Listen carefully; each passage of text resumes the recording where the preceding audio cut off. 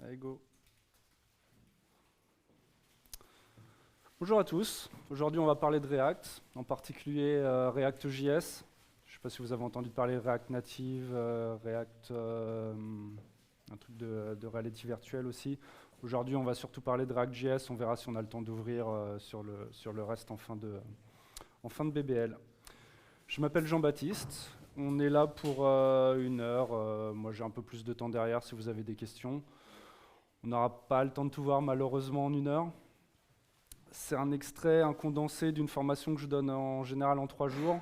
Donc voilà, on a juste 1 heure, donc ça va être assez rapide. On va éviter de faire un tour de table, mais si j'ai bien compris, vous êtes vous avez des profils assez techniques. Donc il y a un peu de code dans les slides. L'idée c'est que de toute façon on n'analyse pas le code, c'est plus des grands principes. Je voulais juste savoir s'il y en avait parmi vous qui avaient déjà utilisé React, ou qui l'utilisent tous les jours, ou si tout le monde est plutôt débutant. Ceux qui ont déjà utilisé React? Ok. Bah, c'est bien parce que c'est une présentation qui s'adresse surtout à ceux qui n'ont pas fait beaucoup de React. Il y en a qui sont développeurs JavaScript avec de l'Angular, du Vue. Un peu plus. Ok. Très bien. Quant à moi, je suis développeur JavaScript, enfin front et back-end en Java. J'ai rarement fait du JavaScript en back. Donc j'ai une mission de tous les jours où je suis full stack. Et puis de temps en temps, je donne des formations. C'est à peu près 1 fois tous les 2 mois. Voilà, parce que j'ai mes clients qui veulent pas trop que je sorte tout le temps. Donc voilà, j'essaye de faire 3 jours tous les 2 mois en général de formation. Les objectifs, je demande ça en général au début, mais si j'ai bien compris, c'est d'avoir une première approche de React.js. Donc on va faire tout ça ensemble. La dernière version de React, elle est sortie il y a quelques jours, la 16.10. On va se baser là-dessus. On a un contenu assez riche, on n'a qu'1 heure. L'idée, c'est de se focaliser sur les 4 premiers points. Le reste, ça sera un peu du bonus. Redux, c'est sans doute quelque chose dont vous avez déjà entendu parler. C'est assez touchy, en général ça me prend une petite journée en formation sur les 3 jours. Donc voilà, on va vraiment faire un condensé, on n'aura pas le temps de trop en parler. L'idée c'est de voir aussi qu'il y a des tests et puis tout ce qu'on retrouve dans des applications front actuelles. Le grand principe de React, mais c'est un peu pareil pour les autres librairies, c'est que tout est composant. En gros, on a un composant racine. Ici, c'est toute mon application. Mon composant racine, il a 2 sous-composants. C'est le menu de gauche et puis la carte. Mon menu de gauche, il est lui-même redivisé en 2 composants. Le menu du haut et le menu du bas. Ce menu du haut est redivisé en 3 composants. Les 3 barres bleues que vous avez. Chaque barre bleue est redivisée en plusieurs composants. Un des composants étant ma select box, l'autre composant étant un bouton. L'idée, c'est qu'on va avoir plein de composants et en général, on va essayer de se resservir de nos composants. Là, le composant bouton, en fait, on voit que je l'ai à au moins 4-5 endroits. Pareil, les petits composants boutons ici, en fait, ça va être le même composant auquel je vais passer différentes propriétés pour qu'il y ait une icône différente dessus, qu'ils aient un comportement différent. Mais l'idée, voilà, c'est d'avoir plein de composants assez unitaires dont je vais pouvoir me resservir au sein de mon application et peut-être même au sein de ma société quand j'ai plusieurs projets. Tous mes composants vont peut-être être skinnés aussi, avoir les couleurs de la charte graphique de la société. Et du coup, je peux réutiliser tous mes composants chez mon client. Ça se fait. On le voit assez souvent que les sociétés aient des composants graphiques, des librairies de composants graphiques dont tous les projets se resservent. Donc c'est pas juste un mythe de se dire nos composants sont réutilisables, etc. On le voit quand même assez régulièrement.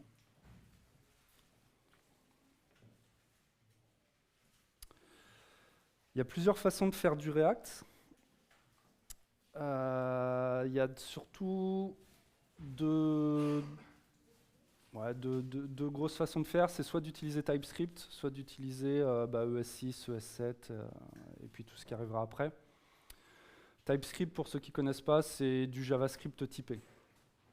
La première fois que j'ai fait du React, c'était il y a 3 ans. J'avais commencé sur un projet TypeScript. Je ne connaissais pas si un petit peu TypeScript, parce qu'en Angular, c'est vraiment la norme. Quand on fait un projet Angular, par défaut, on va faire du TypeScript. Alors qu'en React, c'est plus ES6 qui va être utilisé. L'idée, c'est qu'en React, évidemment, donc on peut faire du TypeScript. Ça marche plutôt pas mal. Je suis assez fan, mais malheureusement, depuis que j'ai fait ce projet il y a 3 ans en TypeScript, j'ai pas eu l'occasion de refaire du TypeScript derrière. Ce que j'aime bien en TypeScript, c'est qu'on a des erreurs assez rapidement. Dès qu'on travaille dans l'IDE, en fait, on va avoir dès qu'on fait un truc pas bien, l'IDE va râler. Du coup, on a une boucle de feedback qui est très rapide. On n'est pas obligé de lancer les tests, etc. pour avoir des erreurs. Aujourd'hui, la plupart des projets React sont quand même en ES6, ES7. Donc voilà, si vous lancez en React, il va déjà falloir choisir ça. Si vous venez du monde Angular, peut-être que TypeScript est un peu plus sympa à utiliser. On me demande souvent les différences entre Angular, React, Vue. Alors Vue, j'en parle pas trop parce que je connais très mal. Par avoir fait un ou deux tutoriels, j'ai pas beaucoup joué avec. La grosse différence entre Angular et React, c'est que Angular, ça va plus être un framework, c'est-à-dire il y a tout qui vient d'un coup, tous les outils qui viennent d'un coup, alors qu'en React, il va falloir choisir quelle librairie j'utilise pour faire des appels HTTP, quelle librairie j'utilise pour mes tests, quelle librairie j'utilise pour builder, pour faire du routing, etc. En React, on a énormément de choix, il y a beaucoup de librairies disponibles. Et du coup, c'est bien parce qu'on a du choix, mais quand on débute, c'est dur de savoir quelle est la meilleure librairie pour faire des appels REST, quelle est la meilleure librairie pour tester, parce qu'on a beaucoup de choix. En Angular, au moins, tout vient d'un coup. On peut customiser derrière, mais on est à peu près contraint ou aidé à faire des choix sur la façon de faire des appels REST. Une des grosses différences aussi, ça va être la façon dont on écrit le rendu HTML, donc tout ce qui est templating HTML. En Angular, ça va énormément ressembler à du HTML avec des tags à l'intérieur. Ceux qu'on fait de l'Angular voient de quoi je parle. En React, on a un truc qui s'appelle du JSX. On va en reparler juste après. Alors JSX, c'est vraiment décorrélé du monde React, mais c'est une syntaxe un peu différente. J'allais dire que moi je préfère, mais globalement c'est vrai que j'ai eu l'occasion de faire du React et de l'Angular. Aujourd'hui, j'ai plus forcément envie de refaire de l'Angular, que je trouve beaucoup plus complexe. Après, c'est une question de point de vue. Voilà. Qu'est-ce qu'on a en Angular? Tout ce qui est service, modules, les pipes, les directives. Toutes ces choses que je trouve un petit peu complexes, ça n'existe pas du tout en React, même si on a des principes, des grands principes qui reviennent, le principe de service, alors les directives, je ne sais plus exactement, mais on va pouvoir retrouver tous ces concepts en React, mais on n'est pas obligé de les nommer, d'étendre des classes, JS, etc. Je ne voulais pas le mettre dans les slides, mais il y a un autre truc que j'ai vu, c'est l'utilisation, enfin les téléchargements sur les repos NPM de Angular, Vue et React. Alors c'est le nombre de téléchargements, c'est pas forcément le nombre de projets qui l'utilisent, mais ça donne quand même une indication depuis 2 ans. Vraiment React passe au-dessus. J'avais vu des stats sur les offres d'emploi. Globalement, il n'y a qu'en France où il y a plus d'offres d'emploi sur de l'Angular que sur du React, mais à l'étranger, enfin en Europe en tout cas, on a plus d'offres pour des missions React que de missions Angular. Voilà. Il y a une page qui recense tout ce qui est comparaison, Vue, Angular et React, genre le nombre d'étoiles sur GitHub, etc. Il faut savoir que sur GitHub, le projet Vue a plus d'étoiles que React, et les deux ont bien plus d'étoiles que Angular. pareil, sont des indicateurs. Ça ne veut pas forcément dire que Angular est beaucoup moins bien que React. Mais il y a tout un tas d'indicateurs qu'on peut mettre ensemble, comme le nombre de projets, enfin les offres d'emploi, le nombre de téléchargements, etc., qui font dire que React est quand même sur la bonne voie pour devenir majoritaire. Alors est-ce que c'est une bonne chose que React soit vraiment très au-dessus des autres? Pas forcément. Je ne l'ai pas dit, mais React, donc c'est poussé par Facebook. C'était releasé publiquement en 2013. Ça fait 5 ans. React a beaucoup changé depuis le début de l'année 2019. Des gros changements. Aujourd'hui, on pourrait simplifier en disant que tout ce qui est React, donc tout ce qui est composant React, en fait, c'est que des fonctions qui prennent 2 paramètres, des fois 1, des fois 2, des fois même 3.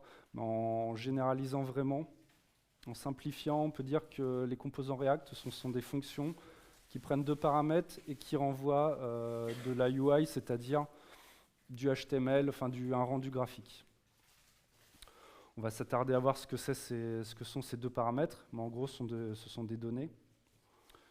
On va recevoir de la donnée en entrée et on va, en sortie de la fonction, afficher, sortir un rendu graphique. Le fameux Hello World. Comme je l'ai dit, React, chaque composant, donc on l'a vu en React, pratiquement tout est composant. L'idée, c'est d'avoir une fonction. Ici, ma fonction s'appelle Hello. Elle prend en paramètre des propriétés et je retourne du code. C'est du pseudocode HTML. Là, on voit une balise div. On voit bien que, et c'est l'intérêt de JSX, c'est pas une chaîne de caractères qu'on retourne avec du HTML dedans. Là, on retourne directement des balises. On peut passer des propriétés. Du coup, on voit ici que je me sers de ce que j'avais dans les paramètres de ma fonction pour afficher une variable, ici le nom qu'on passe en paramètre. Donc ça, c'est un composant qui affiche juste un div avec du texte à l'intérieur. Ce composant, on va s'en servir dans notre application. Donc notre application, elle a un unique point d'entrée. Le point d'entrée, en gros, on va expliquer qu'il va falloir faire un rendu, que mon composant racine, ici c'est le composant hello, et je lui dis que ce composant racine, je l'affiche dans un élément HTML qui a l'ID root. Donc quelque part, j'ai un index.html qui a un div ID root, et je dis dans cet ID, charge le composant hello. On voit ici que le composant hello, je vais passer un attribut name. Donc cet attribut name, on va le retrouver dans mes props là-haut. Mon composant hello, là, il est tout simple, il retourne juste un div. Mon composant hello, évidemment, il pourrait retourner en dessous 2, 3, 4, 5 sous-composants qui eux-mêmes retourneraient d'autres sous-composants, etc., etc. Voilà en gros un petit hello world.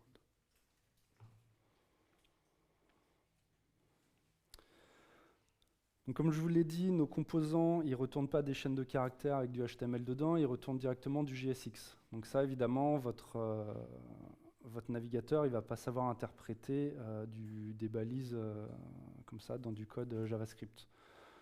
Donc il va falloir un parseur, enfin un transpiler, qui va transformer notre code JSX en code JavaScript.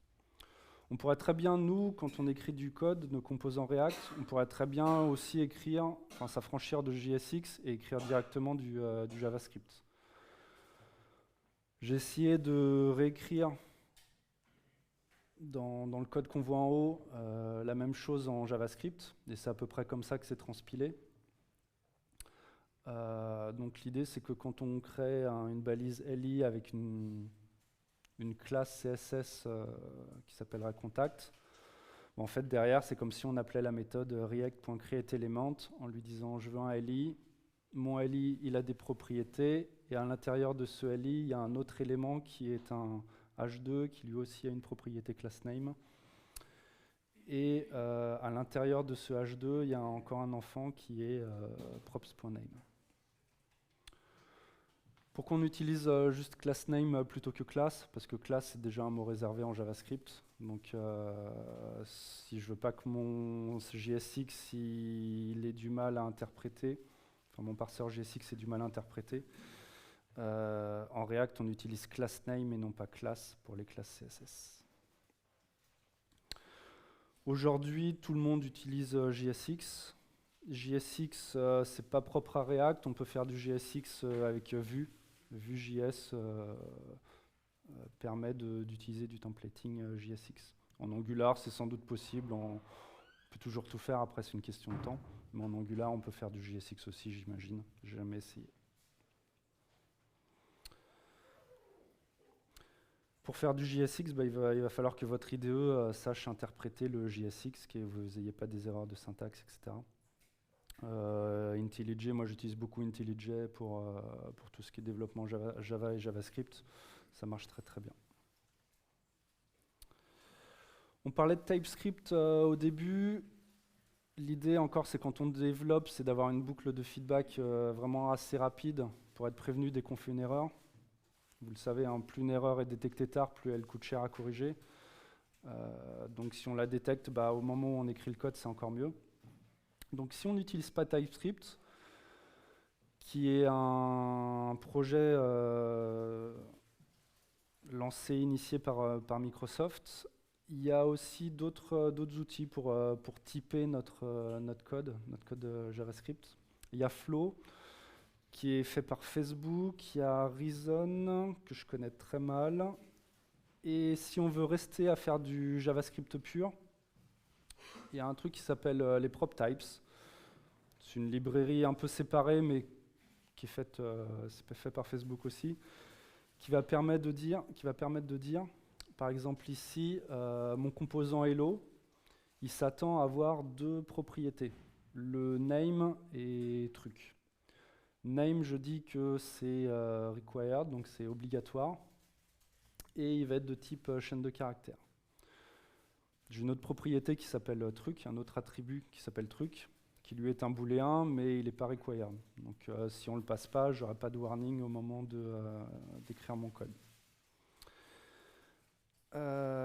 Donc ça, ce genre de propriété, ça va... Alors si dans l'IDE, il y a certains IDE assez poussés qui arrivent à nous mettre des warnings, IntelliJ sait le faire. En général, les warnings qu'on a, si par exemple on appelle hello avec un nombre au lieu d'une chaîne de caractères, ça va être au runtime qu'on va avoir un warning. Comme c'est des vérifications qu'on fait au moment où ça s'exécute dans le browser, c'est assez coûteux, donc tout ça on l'a juste en mode développement. Quand on est en production, on n'a plus du tout ces warnings si on utilise mal nos composants. Mais c'est quand même pas mal quand on est en stage de développement, de soit voir les erreurs dans l'IDE, enfin les warnings dans l'IDE, soit les warnings dans notre navigateur quand on teste le code qu'on a écrit. En dehors des nombres, des chaînes de caractères, on peut dire qu'on s'attend à recevoir une fonction, un objet qui a telle et telle propriété à l'intérieur, un tableau d'objets, un élément HTML, etc. Il y a plein de choses pour typer au moins les attributs qu'on a en entrée de nos composants React. Alors comment démarrer un projet React ? C'est pas évident dans le sens où, comme je vous disais, il y a toutes les librairies à choisir. Comment je vais faire mes appels HTTP, avec quoi je vais tester, quelle librairie de composants graphiques je vais utiliser. Il y a pas mal de choix à faire, et puis aussi il y a une difficulté technique, c'est-à-dire qu'il va falloir mettre le nez dans Webpack. Donc Webpack, c'est ce qui va permettre de builder notre application. C'est un espèce d'ordonnanceur de build. Webpack, c'est assez compliqué parce qu'il fait énormément de choses. Il va entre autres lancer Babel. Babel, c'est le transpiler, c'est-à-dire qu'il va prendre votre code ES6, ES7, et peut-être même ce qu'il y a après, et va le retransformer en général en ES5. Disons qu'en code JavaScript que votre navigateur sait interpréter. Si vous devez gérer un IE10 ou IE11, bah, il n'aura pas les mêmes connaissances de S6 que votre dernier Chrome. Donc on peut dire à Babel, bah, prends le code que j'ai écrit avec toutes les dernières fonctionnalités de JavaScript, mais adapte-le pour que IE10 sache le connaître, que Firefox 25, qui est une vieille version, puisse interpréter le code que j'ai écrit. Vous pouvez aussi dire à Babel, bah, transpile le code que j'écris en ES6 pour que la dernière version de Chrome le comprenne. En général, le transpiler ne va pas avoir beaucoup de travail parce que Chrome va déjà connaître les dernières fonctionnalités ES6. Donc pas mal de configurations entre Babel et Webpack. Jest, c'est un outil de test maintenant maintenu par Facebook. Il est un peu moins compliqué à configurer, mais bon, il y a quand même un petit peu de travail. Notamment, il faut lier Babel et Jest. Donc tout ça, quand on fait de l'Angular, ça vient d'un coup. On n'a pas trop à mettre le nez dans Webpack, etc. En React, c'est une difficulté, ce qui fait que ça fait déjà plusieurs années qu'ils ont sorti un outil qui s'appelle Create React App, qui permet de bootstrapper son projet. C'est assez simple de l'utiliser. Je voulais faire une petite démo en live. Mais en gros, c'est un npx create. Je crois que c'est un truc comme ça.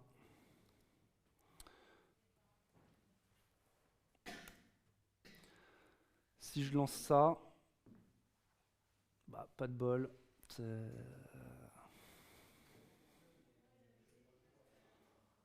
Bon, il veut pas. Mais normalement, il aurait pu me créer un projet vide.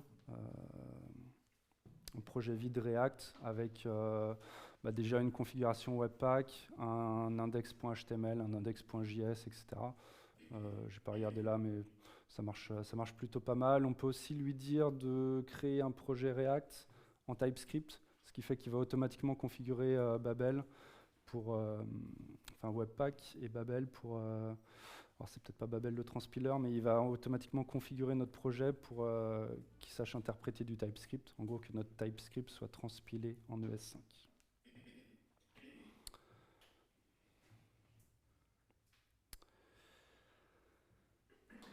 Quand on fait une application web, on a souvent de la donnée à manipuler, que ce soit l'utilisateur qui soit connecté, les données qu'on va afficher dans un graphe. Voilà, il y a pas mal de choses. Enfin, on manipule toujours de la donnée qu'on veut afficher après dans notre application. Il y a deux façons de gérer de la donnée, soit avec les props, les propriétés, on les a vues, c'est ce qui vient c'est ce qu'on va donner en entrée à un composant. Et puis il y a aussi les états. Les états, ce sont plutôt des données qui vont être stockées au sein de mon composant.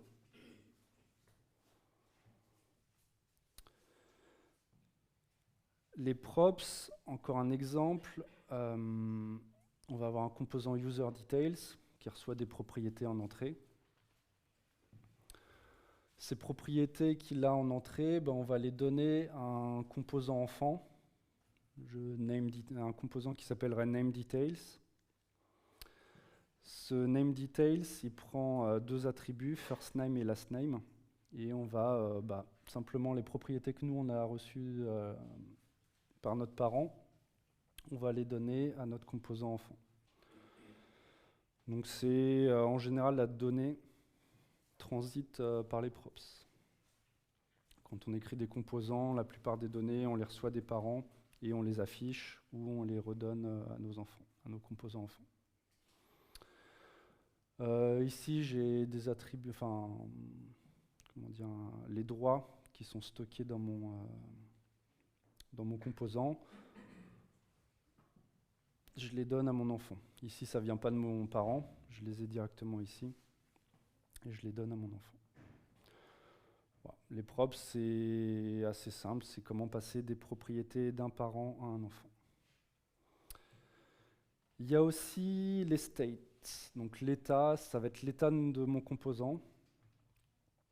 La syntaxe a pas mal bougé. Je vous ai dit que React avait beaucoup bougé ces derniers mois. En gros, si vous avez entendu parler des hooks React, en gros, la gestion des états passe par ces fameux hooks. Donc on a un hook qui s'appelle useState. Donc useState, ça permet de dire, moi j'ai un élément qui s'appelle compteur. Par défaut, il est à 0, et puis j'ai une méthode setCount qui permet de remettre à jour mon compteur. J'ai un état qui s'appelle email, donc je vais pouvoir utiliser la propriété email dans mon code. Et j'ai un setter pour modifier mon email. En gros, j'ai un getter, un setter et puis une valeur par défaut. La syntaxe est un peu étonnante, c'est du destructuring de tableau. Quand on fait ça, en fait, je crée deux constantes. La première s'appelle count, la deuxième de cette count. Ça, c'est parce que je sais que useState me renvoie un tableau de deux éléments. Et de mon tableau de deux éléments, je construis deux variables. C'est de la syntaxe ES6 ou ES7, je ne sais plus. C'est un peu étonnant, mais à force de s'en servir, on le voit partout. Il y a le destructuring d'objets en JavaScript et le destructuring de tableaux. Là, ce qu'il faut retenir, c'est qu'on a ensuite la variable count et cette count à disposition dans la fonction. Donc, deux façons de gérer les données, les propriétés et les états. Les propriétés, c'est ce qu'on reçoit de son parent au travers des attributs. Et l'état. Comment on va choisir ce qu'on récupère dans les props, enfin ce qu'on met dans les props et ce qu'on met dans les states. Comme je disais, les props, ça sert à passer des informations du parent à l'enfant. Les états, c'est plus mon composant qui va garder son propre état. J'ai un composant qui affiche un bouton. Si je veux conserver le nombre de fois où je clique sur mon bouton, ça va être quelque chose que je vais garder au sein de mon composant. Si mon composant, c'est un champ texte, un champ input texte, la valeur de mon champ input, pareil, je vais le stocker dans l'état de mon composant. Ça n'empêche pas que ces valeurs, je vais les donner après à mes enfants, mais comment je stocke de façon... la façon originelle de stocker les données, ça va être dans le state de mon composant. Ce qu'on évite de mettre dans le state, ce sont des données calculées à partir des props. Voilà. On ne va pas à la fois conserver la même donnée dans les props et dans les states, parce qu'on risque d'avoir une désynchronisation entre les données qu'on a dans les propriétés et les données de notre état. Donc on recalcule à chaque fois à la volée. Si on a besoin de transformer les propriétés dans une autre... si on a besoin de transformer les propriétés, on ne va pas stocker la valeur transformée dans le state, on va recalculer à chaque fois. On va écrire le plus possible de composants sans état, parce qu'un composant avec état, il est plus compliqué à maintenir, à tester. Il va être un peu moins, on va pouvoir moins l'utiliser partout dans notre application. Voilà. L'idée, c'est d'avoir des composants sans état, qui sont plus faciles à tester, à maintenir. Après, au bout d'un moment, on est obligé de stocker des choses dans notre application. Les données, il faut bien les enregistrer quelque part. Donc on va être obligé d'avoir des composants avec état, mais quand on peut écrire des composants sans état, ils seront souvent plus réutilisables au sein des différents projets ou partout dans notre application. Qu'est-ce qu'on fait régulièrement en React? On va itérer sur un tableau. J'ai un tableau d'utilisateurs, enfin une liste d'utilisateurs ou une liste d'items. Donc j'ai une liste d'items et je veux afficher, pour chaque item de ma liste, je veux afficher un tag li. J'utilise simplement la fonction map qui s'applique à un tableau. Donc mon tableau, je vais le transformer avec la fonction map. Et je vais dire que chaque entrée, chaque item, je le transforme en un li. Voilà, donc chaque li, la valeur de chaque li, ça sera item.label. Le key, c'est quelque chose qui est obligatoire, ou presque obligatoire, c'est une façon de faire de l'optimisation. Je ne vais pas en parler ici, mais voilà, à chaque fois qu'on itère sur une liste, il faudra que vous ayez l'attribut key. Comment est-ce qu'on fait du if-else en JSX, sachant qu'on ne peut pas écrire des propriétés, on ne peut pas écrire des accolades dans du code JSX, parce que sinon on ne saura plus si l'accolade du if, c'est... si une accolade elle est rapportée à un if, ou si c'est le début de l'accolade pour dire j'exécute du code. Donc on ne peut pas écrire de if en JSX. On est obligé de passer par les opérateurs et ou l'opérateur ternaire. C'est pas forcément très joli, mais je crois qu'en Angular c'est vraiment très moche aussi. Donc voilà. Ici je dis si j'ai un utilisateur dans les propriétés de mon composant, alors j'affiche un span avec le login à l'intérieur. Pardon? Ouais, il y a un ngIf, etc. Pour le ngIf, etc., ça va peut-être marcher, c'est quand on commence à faire du if-else que c'était peut-être un peu plus... Voilà. Est-ce que c'est plus joli qu'en React ou enfin en JSX? C'est débattable, voilà. C'est aussi moche l'un que l'autre, je dirais. Ici, dans le deuxième cas, donc je dis que si j'ai pas d'utilisateur, alors je vais afficher no user. Ici, si j'ai pas d'utilisateur, ça vaudra false. Du coup, on interprète la deuxième partie du ou, à savoir afficher no user. Ce qu'on va voir dans la plupart des cas, pareil pour des petites raisons d'optimisation surtout, c'est un opérateur ternaire. On va l'écrire comme ça. Et même si je veux rien afficher quand j'ai pas d'utilisateur, souvent on va mettre nul. C'est pour des questions d'optimisation un peu poussées qu'on va pas aborder là. Les deux premières façons d'écrire le if ou le else, on ne le voit jamais, on utilise à 95% l'opérateur ternaire, quitte à mettre un nul dans une des deux propriétés ici.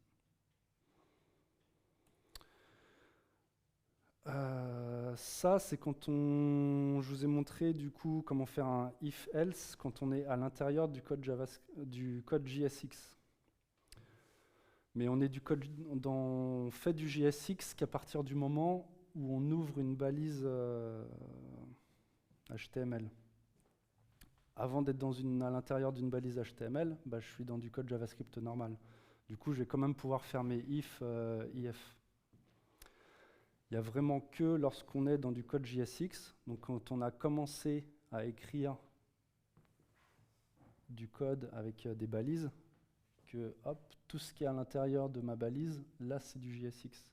Mais tant que je ne suis pas rentré dans une balise, je peux écrire du JavaScript classique. Ce qui fait que ça, on le voit régulièrement, mais souvent on va pouvoir écrire la même chose comme ça. Avant de faire du JSX, je fais mon if, et puis je fais un return ici, un return ici. Moi, j'aime bien l'opérateur ternaire parce que c'est un petit gain de place et de lisibilité, je trouve. On peut évidemment écrire des commentaires. Donc, pour faire un commentaire, le truc, c'est qu'il faut dire, je commence par être dans du JSX. Enfin, j'ouvre une accolade et ensuite je peux faire / étoile. On met rarement des commentaires. Déjà, des commentaires dans le code, je ne suis pas très fan.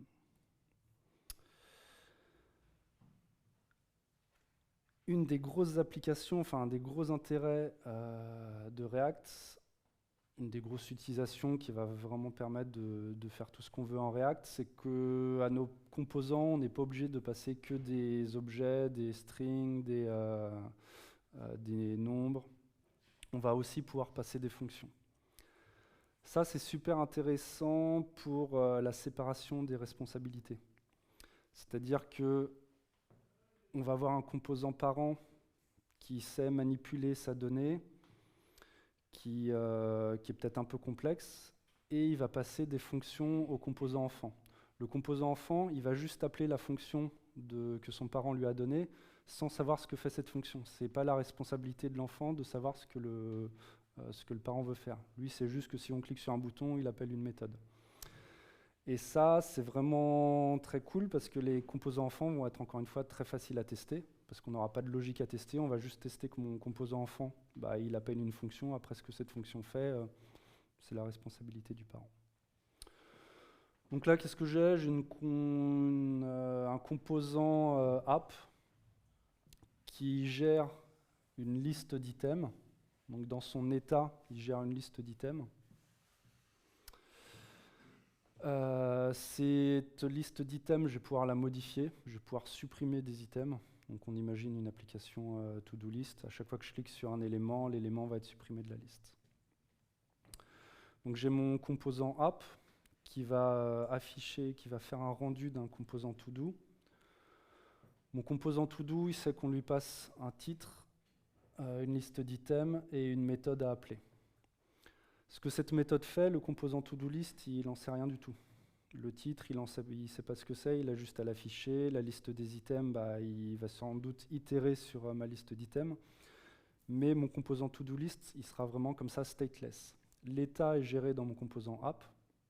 Donc app va être un composant un peu plus compliqué à maintenir parce qu'il a un état, il a des fonctions, des méthodes qu'il va peut-être falloir tester, etc. La complexité est vraiment dans mon composant app, mais mon composant to-do list, lui, va être vraiment simple à maintenir. Et on va pouvoir s'en servir un peu partout parce que, par exemple, la méthode delete, on peut la redéfinir à chaque fois. Ouais.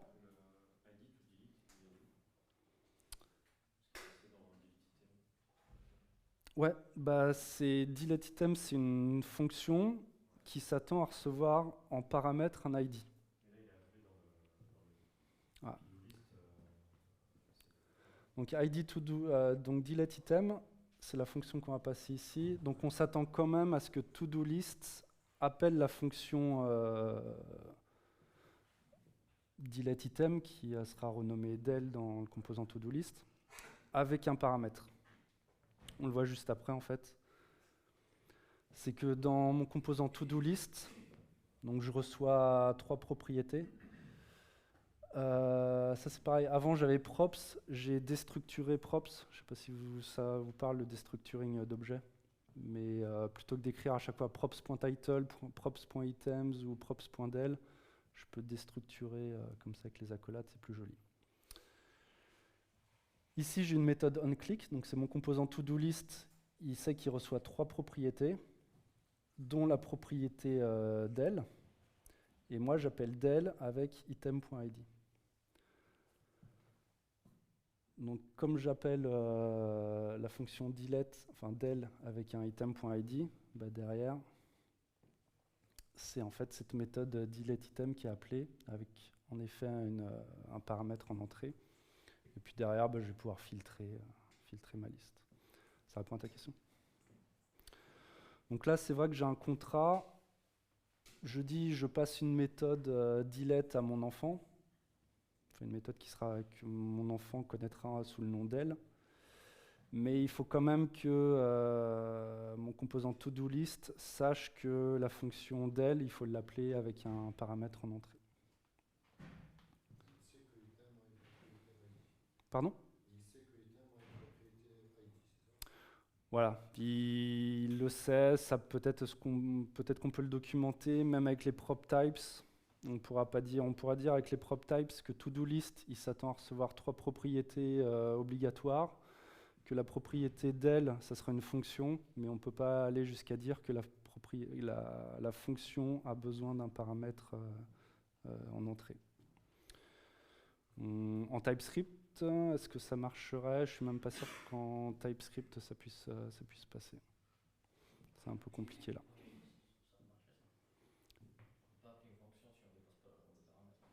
Ouais,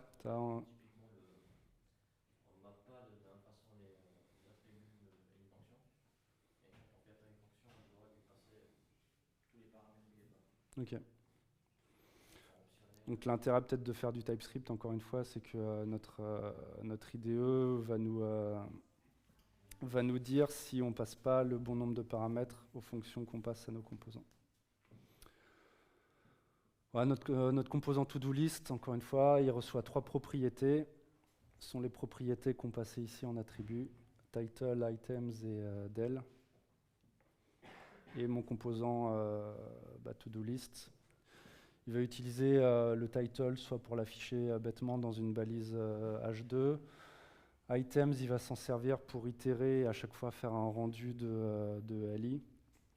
Et puis la propriété del, il va s'en servir quand je clique sur mon LI, alors j'appelle une méthode qui fait je ne sais pas trop quoi, mais je sais que cette méthode, il faut lui passer un ID d'élément, un ID d'item. Ça, vraiment, on s'en sert tout le temps. C'est un point qui n'est pas évident en formation. Souvent, on reste bloqué dessus, mais c'est vraiment ce qui va faire que React a... Et on va pouvoir faire plein de choses avec React. On va parler un peu de style CSS. React, il y a 3 ans, a lancé, enfin même peut-être un peu plus, moi j'en ai entendu parler il y a 3 ans, de l'idée de faire du CSS dans le JS. Donc plutôt que d'avoir des feuilles CSS séparées, pourquoi est-ce qu'on n'écrirait pas notre code CSS dans le JavaScript? Souvent quand on n'est pas habitué à ça, on se dit quelle horreur, etc. Mais je ne sais pas aujourd'hui, mais je pense qu'il y a encore 50%, la moitié de la population qui pense que c'est bien de faire du CSS dans le JS, et l'autre partie de la population qui dit qu'il faut avoir des feuilles de style séparées. J'ai essayé les deux, il n'y a pas une vraiment meilleure façon de faire. Les deux sont acceptables. Il faut voir après que si vous avez des intégrateurs ou d'autres contraintes qui font qu'on va préférer choisir une façon de faire que l'autre. Mais on peut faire les deux. Dans un des slides suivants, on va voir ce qui pourrait vous faire choisir entre le CSS dans le JS ou les feuilles de style. On en reparle tout de suite après, juste pour vous dire que si vous choisissez de faire des feuilles de style, on peut le faire soit une feuille de style globale, soit une feuille de style par composant. C'est en général ce qu'on fait en Angular, c'est pareil, c'est prôné comme ça. Et moi, quand je fais une feuille de style, je fais toujours une feuille de style par composant. Un composant, c'est un fichier de source, un fichier source, un fichier de test et une feuille de style. En gros, c'est ça. Il y a des librairies de composants. En Angular, il y en avait beaucoup. Il y a 3 ans, il y avait déjà je ne sais pas combien de libs de composants qui ne permettent pas d'avoir à réécrire un tableau, une select box, un formulaire, etc. En React, c'est venu assez tard. Aujourd'hui, il y en a 2-3 qui s'affrontent majoritairement. AntDesign, je crois que c'est celui qui a le plus d'étoiles sur GitHub. Encore une fois, est-ce que c'est le plus utilisé? Je ne sais pas, mais il a énormément d'étoiles. Je ne sais plus combien, peut-être 45 000, un truc comme ça. Il permet d'écrire des composants. Voilà, plutôt que de faire un button avec un petit b qui serait le button HTML, là on utilise le button de AntDesign. On peut lui passer des propriétés pour le skinner, etc. AntDesign, ils se sont dit, tiens, la personne qui va utiliser notre bouton, il va pouvoir définir un comportement sur le on-click. Donc AntDesign, quand ils ont écrit leur librairie de composants, ils se sont dit, nous on sait qu'on appelle une fonction, ce que la fonction va faire, on n'en a rien, on n'a pas à le savoir, mais le développeur qui va utiliser notre composant bouton, il va pouvoir nous passer une fonction on-click. AntDesign, Material UI. Material UI, c'est pour appliquer le style Material Design de Google. Là où AntDesign prônait vraiment le CSS dans des feuilles de style, au contraire, Material UI va prôner le CSS dans le JS. Donc c'est vrai que si vous voulez choisir une librairie plutôt que l'autre, peut-être que ça va vous aiguiller sur la façon de choisir est-ce que je fais mon CSS dans le JavaScript ou est-ce que je fais mon CSS dans une feuille de style. Material UI, on peut quand même faire du CSS dans une feuille de style, mais voilà, de façon assez simple et naturelle quand on utilise Material UI, c'est plutôt le CSS dans le JS. Avant, il y avait Bootstrap, React Bootstrap qui permettait j'imagine que tout le monde connaît la librairie de style Bootstrap. Il y a React Bootstrap qui était sorti, c'était de moins en moins utilisé, du coup je l'ai viré de mes présentations, de ma formation. Et puis là, chez mon client, ils veulent absolument utiliser Bootstrap, donc finalement, c'est plus si désuet que ça. Après, il y a une autre librairie qui est assez hype, Style Component, qui permet de lui aussi faire du JavaScript, du CSS dans le JavaScript. Je la mets parce que c'est encore un style, comment dire, une syntaxe JavaScript un peu particulière. C'est-à-dire qu'en JavaScript, je ne sais plus comment ça s'appelle d'ailleurs, mais on peut appeler une fonction avec des backquotes plutôt qu'avec des parenthèses. En gros là, h1, style.h1, c'est une fonction en fait. La syntaxe est un peu étonnante, à force de l'utiliser, ça vient vite.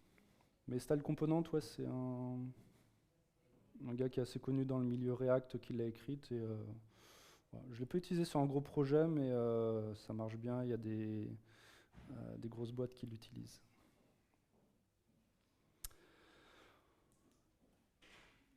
Il nous reste 10 minutes pour parler des 4 derniers points qui sont un peu moins importants, donc je vais aller assez vite là-dessus. Le premier point, c'est encore la gestion de données. On a vu que pour gérer nos data, on avait soit les props, soit les états de nos composants. Il y a aussi l'idée de partager des données à toute notre application. Si on avait juste les propriétés et les états, ça voudrait dire que quand on veut partager de la donnée de ce composant à ce composant, il faut que lui passe ses props à lui et que lui repasse la props à lui. Puis vous imaginez, si on a 50 niveaux de composants, ça veut dire que chaque enfant doit repasser les props à ses parents. Donc il y a d'autres patterns qui existent. Un anti-pattern consisterait à dire, dès que je modifie les données de ce composant, je suis obligé de dire à ce composant qu'il faut qu'il se mette à jour. Puis comme ce composant est mis à jour, il va devoir prévenir que celui-là est mis à jour, etc. Donc ça, c'est vraiment une mauvaise façon de faire. Les façons qui ont émergé, les bonnes façons de faire qui ont émergé, c'est de dire mon composant qui a bougé, qui a modifié les datas, je ne sais pas, l'utilisateur qui a été sélectionné, je sais pas, la liste de courses qui a été modifiée. Je vais prévenir quelqu'un. Bon, ici, ça va être le store dans le pattern Redux, mais il y a d'autres patterns. Mon composant prévient quelqu'un, ici le store, que les datas ont bougé. Et ensuite, c'est au store de rappeler tous mes composants et de leur dire ah, attention, les données de l'application ont bougé, remettez-vous à jour. En React, c'est vrai que c'est ce pattern-là, Redux, qui a émergé. Donc on a un endroit où on stocke toutes les données de l'application, enfin en tout cas toutes les données qu'on veut partager au sein de l'application. Une espèce de variable globale, c'est pas vrai, mais on pourrait imaginer ça. Ça simplifie l'explication, mais c'est pas vrai parce que c'est quand même beaucoup plus propre qu'une variable globale. Mais en gros, c'est un endroit où on va stocker toutes les données de notre application qu'on a envie de partager à plusieurs composants. Voilà, ça ressemble énormément voilà. Alors, je suis pas expert en RxJS parce que je trouve ça d'une complexité incroyable. Je sais que c'est poussé par Angular, voilà, des raisons. J'ai pas mal utilisé RxJS, si vous avez l'occasion d'en faire. C'est sympa, on fait des trucs jolis, mais alors pour que les copains relisent notre code ou que moi je relise mon propre code une semaine après, ça pique un peu, quoi. Donc c'est très bien pour les gens très intelligents. Mais en gros, oui, nos composants vont être abonnés au store. Dès que le store est modifié, les composants vont être notifiés et donc vont savoir qu'il faut qu'ils se mettent à jour. Donc Redux, c'est ça, on va créer une action. Mon action, c'est ajoute un item au to-do, enlève un item au to-do, ajoute +1 au compteur de clics, enlève 10 au compteur de clics. Voilà. Les actions, c'est ça, c'est mettre à jour de la donnée. Après, ils ont inventé tout un système. Dès qu'on publie une action, elle va être interprétée dans un reducer. Un reducer, c'est une fonction qui prend un ancien état, une action, et qui, entre l'ancien état et l'action, va calculer une nouvelle action. Donc si mon ancien état, c'était 12 pour le compteur de clics, mon action, c'est de dire ajoute plus 1, bah, je prends mon ancien état qui était 12, je fais plus 1, 13, je calcule un nouvel état, ce nouvel état va être stocké dans le store. Mon store va dire au composant remettez-vous à jour parce que le nombre de clics a bougé. En 2 mots, Redux c'est ça. C'était pas évident jusqu'à ce qu'il y ait les hooks. Donc jusqu'à la fin de l'année 2018, expliquer Redux en formation, je disais ça me prenait une petite journée et je pense que tout le monde ne comprenait pas. Enfin, c'est vraiment pas évident. Ils ont vraiment simplifié ça avec les hooks. Aujourd'hui, c'est un vrai bonheur d'expliquer Redux en formation. Pour ceux qui font de l'Angular, il y avait NGRX, si je dis pas de bêtises. Non, c'est NG, tu sais pas. Il y a ce pattern Redux existe sur Angular, je crois que c'est NGRX, si je dis pas de bêtises. Voilà, pour Redux, ça sert à manipuler des données qui sont partagées au sein de mon application. L'idée, c'est que mes composants ne mettent pas à jour directement le store. Mes composants publient des actions, ajoutent un to-do. Ces actions sont interprétées et mettent à jour le store. Le store met à jour dit aux composants de se mettre à jour, en gros de se réafficher. Bonne nouvelle, on peut tester en React. Il y a plein de façons de tester. Jest, qui va permettre de lancer des tests et d'écrire des assertions, lui, c'est plutôt communément utilisé. Je crois que je n'ai pas vu de projet sans Jest. Enzyme, c'était la librairie de test de référence jusqu'à la fin d'année dernière avec les hooks, ça a été un gros game changer. Enzyme, c'est maintenu par Airbnb. Airbnb a un gros consommateur de React, React Native, React.js, etc. Et ils avaient écrit une librairie de tests vraiment, vraiment fantastique qui s'appelle Enzyme, qui est toujours plutôt utilisée. Mais avec cette histoire de hook, ils ont eu un peu de retard dans les développements. Du coup, il y a d'autres librairies qui ont émergé parce qu'ils ont été plus réactifs pour savoir tester les composants écrits avec des hooks. C'est le cas de React Testing Library qui est aujourd'hui... Là, je suis parti sur un nouveau projet. Moi, c'est la librairie que j'ai choisie, React Testing Library. Et React Test Renderer a le mérite d'être très très simple. Librairie de test très très simple, mais du coup un peu moins complète. Mais au moins, le coût d'entrée n'est pas énorme. React Testing Library, le coût d'entrée est un peu plus gros.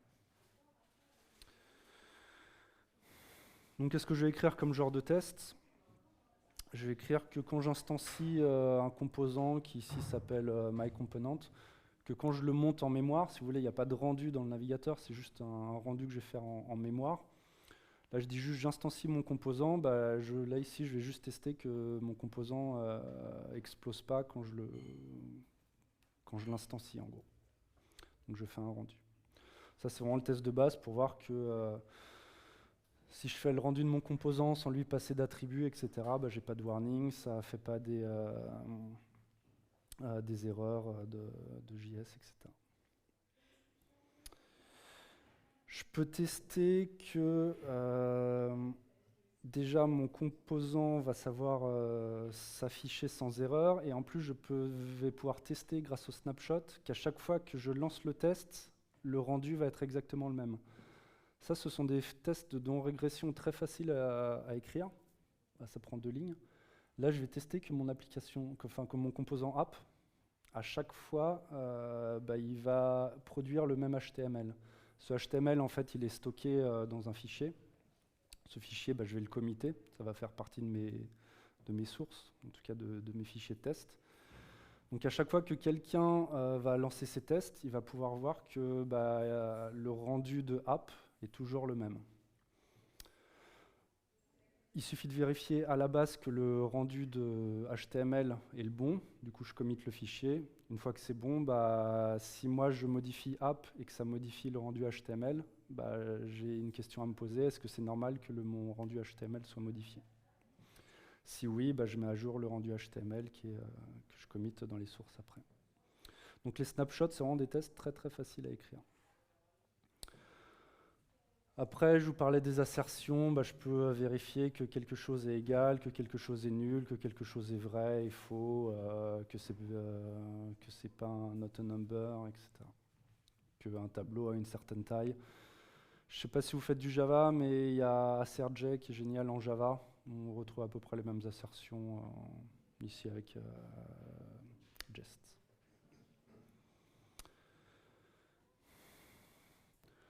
Là, ici, je vais faire un sélecteur CSS. Donc j'ai player info, je dis que c'est un élément HTML qui a la classe CSS info.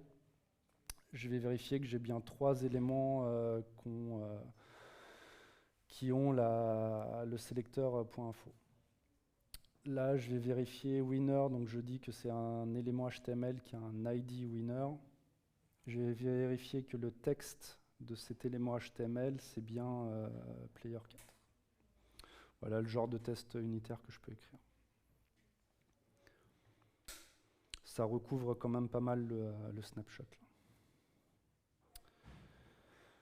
J'ai des petits sucres syntaxiques pour dire, voilà, quand je fais mon rendu du composant app, je vais vérifier qu'on a bien un texte à l'intérieur de ce composant qui est menu alarme.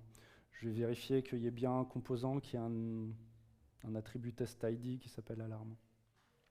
Et que j'ai 2 composants qui sont dans ce cas-là. Quelques petits sucres syntaxiques pour tester le rendu graphique de mes composants.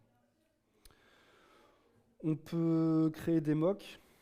L'intérêt d'avoir un mock, c'est quand je passe des fonctions à mes composants React, je vais vérifier que si je clique sur le bouton, le mock est bien appelé. Je vais pouvoir vérifier qu'il est appelé un certain nombre de fois avec les bons paramètres, etc.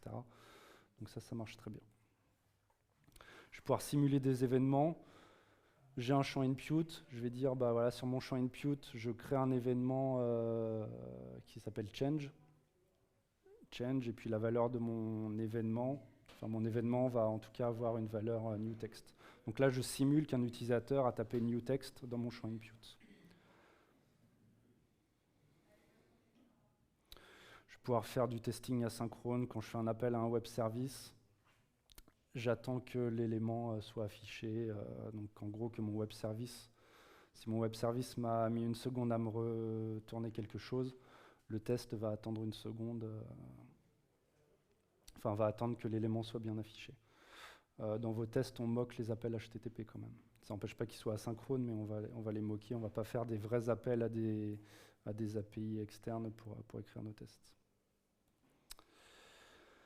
On peut moquer des fonctions. Ici, par exemple, je dis que ma méthode add, quels que soient les paramètres, elle va me retourner 21. Ce qui fait que dans mes tests, après, je peux vérifier que quand j'appelle add, avec les paramètres 1 et 2 ou ce qu'on veut, ça me retourne bien 21. Donc on va pouvoir moquer aussi des librairies dont je me sers. On va pouvoir faire du routing en React. Pareil, il y a plusieurs librairies qui permettent de faire du routing. Donc le routing, c'est pour chaque URL, quel composant je vais afficher. J'ai plusieurs routeurs. Le plus utilisé, c'est le browser router. En gros, ça map une URL vers des composants. Le hashrouter, c'est plus utilisé du tout. Je ne sais pas ceux qui se souviennent, avant HTML5, voilà, on utilisait les dièses dans les URL parce qu'on n'avait pas l'API, je ne sais plus comment s'appelle l'API dans le navigateur. On était obligé de passer par les hash. Aujourd'hui, ça n'existe plus du tout. Mais Mori Router, ça va plus être pour les applications hybrides. Quand j'ai une application hybride sur mon téléphone, je n'affiche jamais l'URL. Je vais juste afficher mon site. Donc on s'en moque qu'il y ait une URL qui soit vraiment affichée. Static Router, c'est ce qui concerne le server-side rendering. Malheureusement, on n'aura pas le temps de parler beaucoup de server-side rendering, mais l'idée c'est de faire le rendu côté le server-side rendering, c'est de faire le rendu côté serveur. Donc le JS va être interprété côté serveur et va être balancé à mon client. Ce qui fait que la première fois, mon navigateur va télécharger du HTML, déjà avec le site déjà rendu.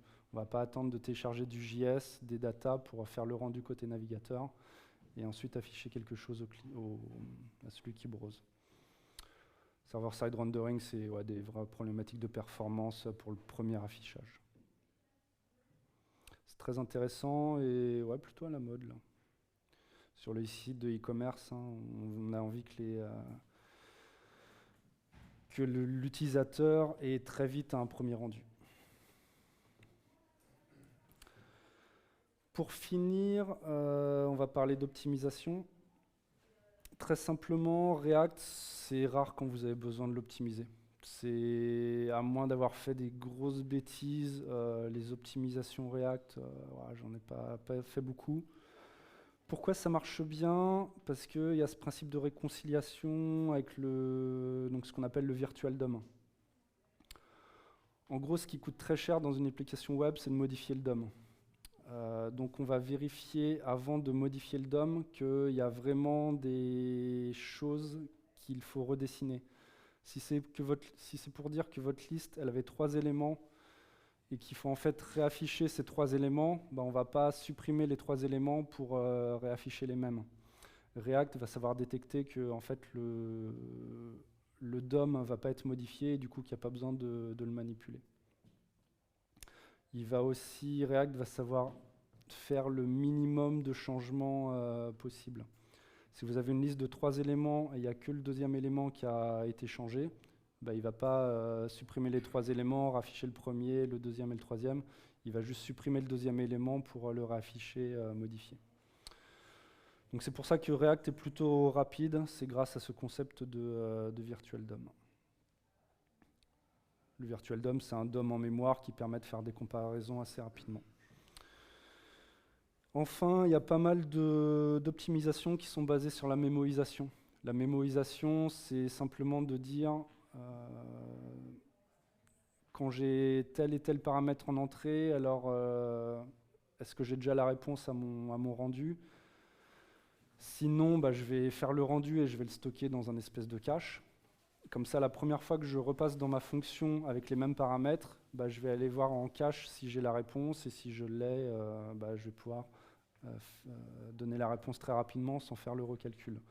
La plupart des optimisations en React, c'est basé là-dessus. C'est cool parce que c'est rapide, mais du coup, vous utilisez beaucoup de mémoire.